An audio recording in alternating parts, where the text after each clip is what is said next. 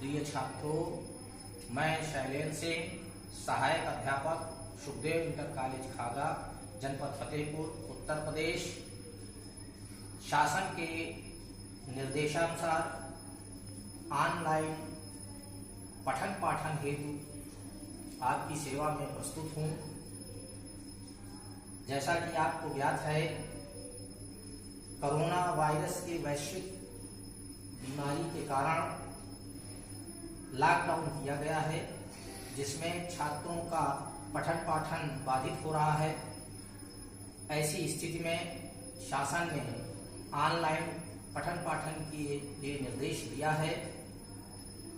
प्रिय छात्रों, आप अपने घर में उचित दूरी बनाकर रहें, सोशल डिस्टेंसिंग का पालन करें तथा इस महामारी से अपने को सुरक्षित रखें और साथ ही साथ अपने पठन पाठन पर विशेष ध्यान देते हुए जो विभिन्न विषयों के विषय अध्यापक आपको इस व्हाट्सएप ग्रुप के माध्यम से जो पाठ्य सामग्री उपलब्ध कराएंगे, जो प्रश्नावली देंगे, उनको आप करें ताकि आपका पाठ्यक्रम यथाशीघ्र पूर्ण हो सके और आप आगामी परीक्षाओं में सफल हो। इस आशा के साथ मैं आपको कक्षा 10 विज्ञान विषय के अंतर्गत अध्याय 6 में जैव प्रक्रम का अध्यापन आज करूंगा, जिसमें जैव प्रक्रम के अंतर्गत जो जीवधारियों के अंदर विभिन्न क्रियाएं पाई जाती हैं, यहाँ अध्ययन हम मनुष्य का करेंगे। तो मनुष्य के जो जैव प्रक्रम हमें पढ़ने हैं, उनमें पोषण, उत्सर्जन, पाचन, श्वसन, रुधिर परिवहन, जनन, अंतःस्रावी तंत्र, तंत्रिका तंत्र आदि प्रमुख जैव प्रक्रमों का अध्ययन करना है। मैं पोषण विषय पर प्रारंभ करता हूं। पोषण एक जटिल प्रक्रिया है, जिसके अंतर्गत विभिन्न चरण आते हैं। भोजन का अंतर्ग्रहण, पाचन, अवशोषण, स्वांगीकरण तथा परिक्षेपण यह प्राणी संभोजी के अंतर्गत आता है। जो प्राणी हैं, जंतु हैं, वह यह प्रक्रिया अपनाते हैं। दूसरा है पादप संभोजी। तो पादप संभोजी में जो पौधे हैं, वे अपना भोजन प्रकाश संश्लेषण की क्रिया के द्वारा स्वयं बना लेते हैं। उनको पोषण के लिए दूसरे किसी जीव पर निर्भर नहीं होना पड़ता है। प्राण संभोजी में हम पहले चर्चा करते हैं, दोनों का अंतर आपको अवगत कराते हैं। प्राणी संभोजी में जो प्राणी हैं, वो भोजन कैसे करते हैं? एक कोशिकीय जंतु से लेकर बहुकोशिकीय विकसित जंतु, जिनमें सभी अंग तंत्र पाए जाते हैं, उनमें जो पोषण की विधि है सभी में एक जैसी होती है, जिसमें पहला है भोजन का अंतर्ग्रहण। भोजन का अंतर्ग्रहण। दूसरा है पाचन। तीसरा है स्वांगी अवशोषण।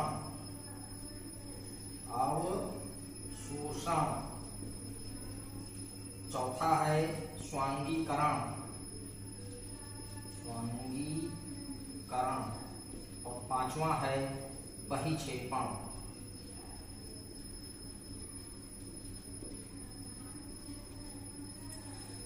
भोजन का अंतर्ग्रहण का आशय है जीवधारी अपने शरीर के अंदर भोजन को ग्रहण करता है। पाचन, जो पाचक एंजाइम है, उस भोज्य पदार्थ को अभिसरणशील, अघुलनशील, जटिल कार्बनिक पदार्थों को सरल पदार्थों में तोड़ने की प्रक्रिया को पाचन कहते हैं। जो पचा हुआ भोज्य पदार्थ होता है, उसका अवशोषण किया जाता है। अवशोषण के बाद जो पचा हुआ भोज्य पदार्थ अवशोषित होता है, उसको प्रत्येक कोशिकाओं में जीव द्रव्य में वितरण करने की व्यवस्था को स्वांगीकरण कहते हैं। तथा अंत में जो अपच भोज्य पदार्थ होता है, जो हमारे शरीर के लिए हानिकारक होता है, उसको हम शरीर के बाहर निकाल देते हैं। इस क्रिया को बहिक्षेपण कहते हैं। यहाँ हम एक कोशिकीय जंतुओं से लेकर बहुकोशिकीय जंतुओं तक इन सारे प्रक्रमों का आपको विवरण बताएंगे।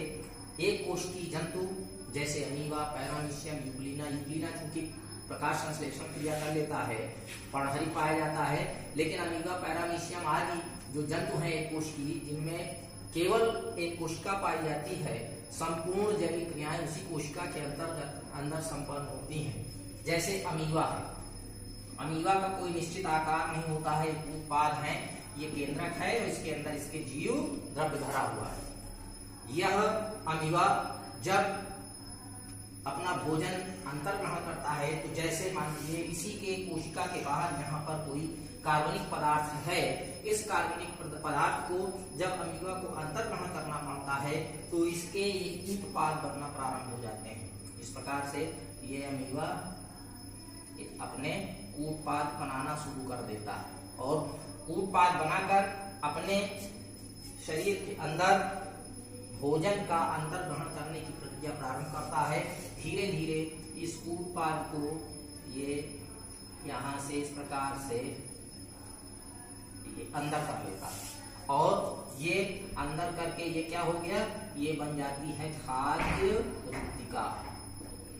खाद्य रिक्तिका इस प्रकार से इस खाद्य रिक्तिका में ये जो कार्बनिक पदार्थ था धीरे धीरे स्यूडोपोडिया या कूटपाद बनते जाते हैं और धीरे धीरे करके ये खाद्य रिक्तिका अंदर इस कार्बनिक पदार्थ को अंदर अंतर्ग्रहण कर लेता है और खाद्य रिक्तिका बन जाती है।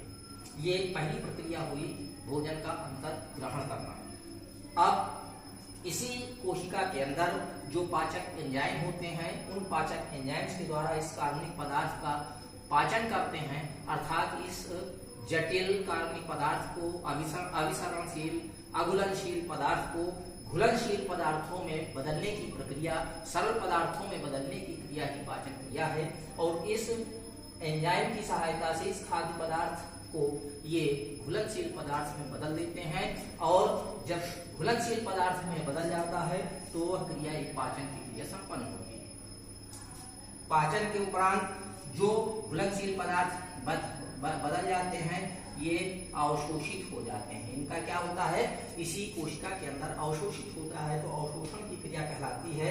और अवशोषण के उपरांत संपूर्ण कोशिका के विभिन्न भागों में इस पचे हुए भोज्य पदार्थ को वितरित करने की व्यवस्था को स्वांगीकरण कहते हैं। तदोपरांत जो अपच भोज्य पदार्थ कुछ बचता है, उस भोज्य पदार्थ को यह शरीर के बाहर फिर पुनः इसी प्रकार से ये क्या होती है, ये कूटपाद बनती है, यहाँ से रिक्तिका खत्म होती है और खाद्य पदार्थ ये कार्बन का पार्टिकल बाहर निकल जाता है और इस प्रक्रिया को बहिक्षेपण कहते हैं। यह संपूर्ण प्रक्रिया पोषण के अंतर्गत आती है, अर्थात पोषण एक जटिल प्रक्रिया है जिसमें भोजन का अंतर्ग्रहण, पाचन, अवशोषण, स्वांगीकरण और बहिक्षेपण ये संपूर्ण क्रिया मिलाकर पोषण कहलाती है। अब बात आती है पोषण की आवश्यकता क्यों है, पोषण की आवश्यकता क्यों पड़ती है। जितने भी जीवधारी हैं उनको अपनी जैविक क्रियाएं, उपापचयी क्रियाएं संपन्न करने के लिए ऊर्जा की आवश्यकता होती है। यह ऊर्जा जीवधारियों को पोषण के माध्यम से ही प्राप्त होती है। जो भोजन है उसका अपचय होता है और अपचय होने पर ऊर्जा मुक्त होती है एटीपी के रूप में और वह ऊर्जा हमारे शरीर की विभिन्न जैविक क्रियाओं के संपादन हेतु प्राप्त होती है। तो पहला तो है हमें जैविक क्रियाएं संपादन करने के लिए ऊर्जा की आवश्यकता होती है जो हमें पोषण से प्राप्त होती है। दूसरा, हमारे शरीर की जो विभिन्न कोशिकाएं नई बनती हैं उसमें प्रोटोप्लाज्म जो बनता है, जीव द्रव्य बनता है, वह जीव द्रव्य इसी पोषण के माध्यम से ही हमको प्राप्त होता है, पोषक तत्वों के माध्यम से प्राप्त होता है और जीव द्रव्य और नई नई कोशिकाओं का निर्माण होता है और कोशिकाओं के निर्माण से शरीर का विकास होता है। तीसरा, जो हमारे टूटे फूटे अंग हैं उन टूटे फूटे अंगों की मरम्मत के लिए भी हमें पोषण की आवश्यकता होती है और इस प्रकार से पोषण की हमें क्यों आवश्यकता है, ये 3 बिंदु हैं। पहला तो हमें जैविक क्रियाएं तथा अन्य उपापचयी क्रियाओं के लिए ऊर्जा की जो आवश्यकता हो वो पोषण से प्राप्त होती है। दूसरी, हमारे शरीर की विभिन्न कोशिकाओं के नए नए निर्माण करने हेतु तथा शरीर के वृद्धि के लिए भी पोषण की आवश्यकता होती है। तीसरा बिंदु, जो हमारे शरीर में टूट फूट होती है, कोशिकाओं की टूट फूट को मरम्मत के लिए हमें पोषण की आवश्यकता होती है। अब आती है पोषण के पोषक तत्व, या पोषक तत्व में हो गया भोजन के तत्व। पोषक तत्व क्या है? पहला है कार्बोहाइड्रेट,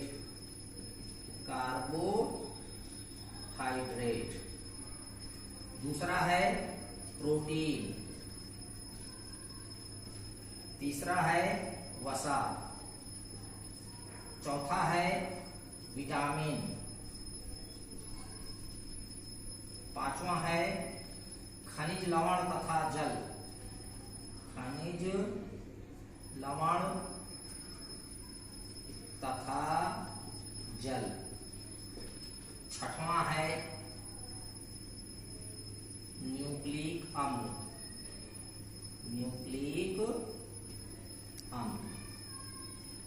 इस प्रकार से ये हमारे भोजन के तत्व हैं या पोषक तत्व हैं जिनको हम भोजन में लेते हैं। कार्बोहाइड्रेट, प्रोटीन, वसा, विटामिन, खनिज लवण तथा न्यूक्लिक अम्ल लेते हैं। अब आती है इनमें इनका वर्णन, हम आगे में पोषण की मनुष्य की जो पोषण की प्रक्रिया बताएंगे उसमें हम इनका डिटेल में वर्णन करेंगे। अभी चूंकि हम परिचय दे रहे हैं तो परिचय में केवल प्राण संभोजी में यहाँ तक हम आ चुके हैं। अब हम बताएंगे पादप संभोजी। तो पादप संभोजी में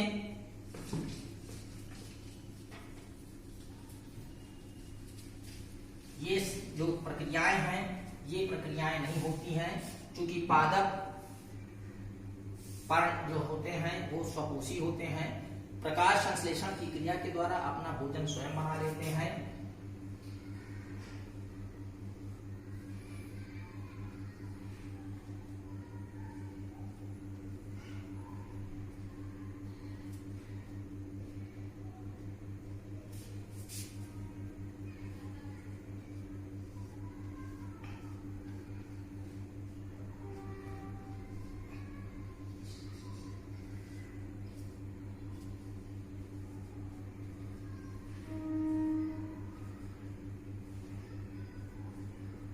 ये एक पादप है, जिस पादप में यहाँ पर पत्तियां हैं, पत्तियों में पाया जाता है पर्णहरिम।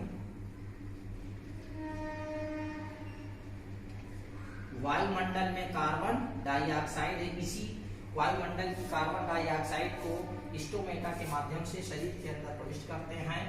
वायुमंडल में कार्बन डाइऑक्साइड, पर्णहरिम, सूर्य का प्रकाश और जल, इन 4 चीजों का होना आवश्यक है प्रकाश संश्लेषण के लिए। इनमें से यदि कोई चीज नहीं रहेगी तो प्रकाश संश्लेषण की क्रिया संपन्न नहीं होगी। तो प्रकाश संश्लेषण की क्रिया में पौधे लेते हैं क्या? वायुमंडल से कार्बन डाइऑक्साइड प्लस जल, सूर्य का प्रकाश,